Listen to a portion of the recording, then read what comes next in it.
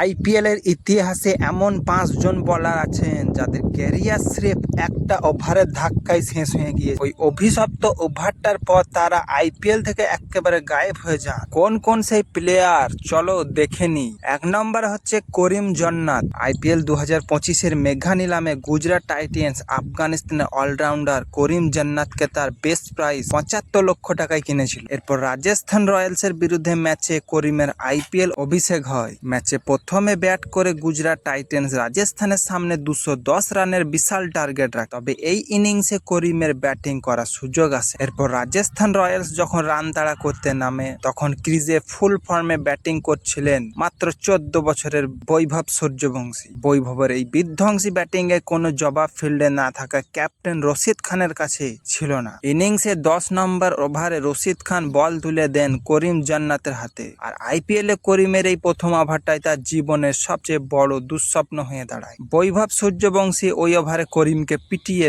30 run তুলে নেন। এই ওভারটাই করিম জান্নাতের আইপিএল ক্যারিয়ারের প্রথম এবং শেষ ওভার হয়ে থাকে। এরপর গুজরাট টাইটান্স তাকে আর কোনো ম্যাচে সুযোগ দেয়নি এবং 2026 সালে নিলামের আগে রিলিজ করে দেয়। করিম জান্নাতের এই ক্যারিয়ারকে আইপিএল ইতিহাসে সবথেকে ছোট্ট ক্যারিয়ারও বলা হয়। 2 নম্বর প্লেয়ার হচ্ছে মাশরাফি মুর্তজা। করিম জান্নাতি একমাত্র প্লেয়ার নন যারা আইপিএল ক্যারিয়ার স্রেফ একটা ম্যাচের ধাক্কায় শেষ হয়ে গিয়েছিল। এর আগে 2009 সিজনে কলকাতা নাইট রাইডার্স 4 কোটি 60 লক্ষ টাকায় দলে নিয়েছিল বাংলাদেশের মাশরাফি মুর্তজা। 2009 সালের আইপিএল হয়েছিল দক্ষিণ আফ্রিকায়। সেখানে ডেকান চার্জার্সের বিরুদ্ধে ম্যাচে মুর্তজার আইপিএল অভিষেক হয়। ম্যাচটা একেবারে শেষ ওভারে গিয়ে আটকে ছিল। শেষ ওভারে ডেকান চার্জার্স জেতার জন্য দরকার ছিল 21 রান। আর কেকেআর এর ক্যাপ্টেন ছিল ব্রেন্ডন ম্যাকালাম। মাশরাফি মুর্তজার হাতে বলটা দেন, কিন্তু ক্রিজে থাকা রোহিত শর্মার সামনে মুর্তজা ওই 21 রান ডিফেন্ড করতে পারেন। রোহিত শর্মা মুর্তজার এই ওভারে 26 রান পিটিয়ে কেকেআর এর মুখ থেকে জয় ছিনিয়ে নেন। ওই ম্যাচে নিজে 4 ওভারের কোটায় মুর্তজা মোট 58 রান দিয়েছিলেন। এরপর কেকেআর তাকে আর একটা ম্যাচ খেলায়নি এবং পরের সিজনের আগেই তাকে রিলিজ করে দেয়। 3 নম্বর প্লেয়ারটা হচ্ছে ওডিয়ান স্মিথ। আইপিএল 2022-এর মেঘা নিলামে ওয়েস্ট ইন্ডিজের হার্ড হিটিং অলরাউন্ডার ওডিয়ান স্মিথকে 6 কোটি টাকায় কিনেছিল। আরসিবির বিরুদ্ধে প্রথম ম্যাচে বল হাতে 4 ওভারে 52 রান দিলেও ব্যাট হাতে মাত্র 8 বলে 25 রান করে পাঞ্জাবকে ম্যাচ জিতিয়েছিলেন ওডিয়ান। ডেবিউ ম্যাচে তিনি প্লেয়ার অব দ্য ম্যাচ হন। কিন্তু এরপর আছে গুজরাট টাইটান্সের বিরুদ্ধে সেই ম্যাচ যেখানে শেষ ওভারে পাঞ্জাব কিংসকে 19 রান ডিফেন্ড করতে হতো এবং শেষ ওভারে দায়িত্ব পান ওডিয়ান স্মিথ। প্রথম 4টে বল ওডিয়ান দারুণ করেন এবং মাত্র 5 রান দেন। শেষে 2 বলে গুজরাটের দরকার ছিল 12 রান আর স্ট্রাইকে ছিলেন রাহুল তেভাটিয়া। ওডিয়ান স্মিথের শেষ 2টো বলে রাহুল তেভাটিয়া 2টো ছক্কা মেরে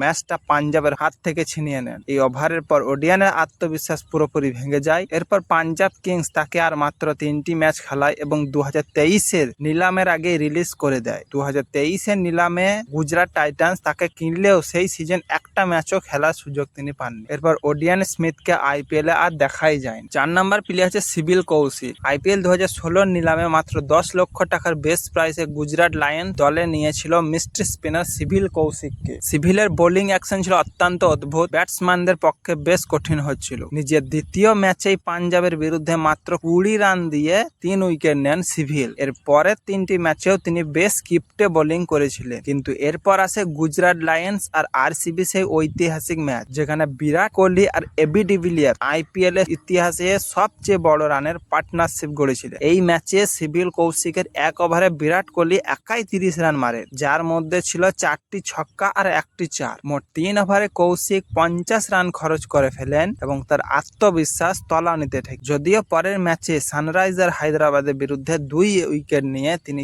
ভালো কামব্যাক করেছেন। তবে এই সিজনের পর 2017 সালের আইপিএল সিজন সিভিলের জন্য একেবারে ফ্লপ হয়ে যায়, যেখানে তার ইকোনমি রেট ছিল 9.55। এই সিজনের পর আর কোনো নিলামে কোনো টিমই সিভিল কৌশিককে কেনেনি এবং তিনিও আইপিএল থেকে হারিয়ে যান। নেক্সট প্লেয়ারটা হচ্ছে শেলডন কট্রেল। আইপিএল 2020 নিলামে পাঞ্জাব কিংস 8 কোটি 50 লাখ টাকার বিশাল অঙ্কে ওয়েস্ট ইন্ডিজের বাঁহাতি ফাস্ট বোলার শেলডন কট্রেলকে কিনেছিলেন। নিজের ক্যারিয়ারের প্রথম 2টি ম্যাচে দুর্দান্ত বোলিং করেন। প্রথম ম্যাচে দিল্লির বিরুদ্ধে 24 রান দিয়ে 2টি উইকেট এবং দ্বিতীয় ম্যাচে আরসিবির বিরুদ্ধে মাত্র 17 রান দিয়ে 2টি উইকেট নেন। এরপর আসে পাঞ্জাব কিংস আর রাজস্থান রয়্যালসের সেই ম্যাচ যা কট্রেলের জীবনে একটা কালো অধ্যায় হয়ে দাঁড়ায়। ম্যাচে পাঞ্জাবের জয় প্রায় নিশ্চিত ছিল। শেষ 3 ওভারে রাজস্থানের দরকার ছিল 51 রান। 8 নম্বর ওভারটা করতে আসে কট্রেল, আর স্ট্রাইকে ছিলেন রাহুল তেবাটিয়া, যিনি তখন ব্যাটে রান কত রীতিমতো স্ট্রাগল করছিলেন। কিন্তু ওই ওভারে রাহুল তেবাটিয়া সেলডন কট্রেলকে এক ওভারে 5টি ছক্কা মেরে বসেন। যে ম্যাচ পাঞ্জাব অনায়াসে জিততে পারত তা হাত থেকে বেরিয়ে যায়। এই ম্যাচের পর পাঞ্জাব কট্রেলকে আর মাত্র 3টি ম্যাচের সুযোগ দেয়, যেখানে তিনি মাত্র 1টি উইকেট পান। সিজন শেষ হতেই পাঞ্জাব কট্রেলকে রিলিজ করে দেয়। এরপর আইপিএলে আর কোনো নিলামে কোনো টিমই তাকে কেনেনি এবং আইপিএলে তাকে আর বল হাতে দেখা যায়। তো এই ছিল সেই 5 জন বলার যাদের কেরিয়ার সেভ একটা ওভারের জন্য শেষ হয়ে গিয়েছিল। আইপিএলে কি এমন আর কোনো বলার আছেন বলে জানা থাকলে অবশ্যই তোমরা কমেন্টে জানাও।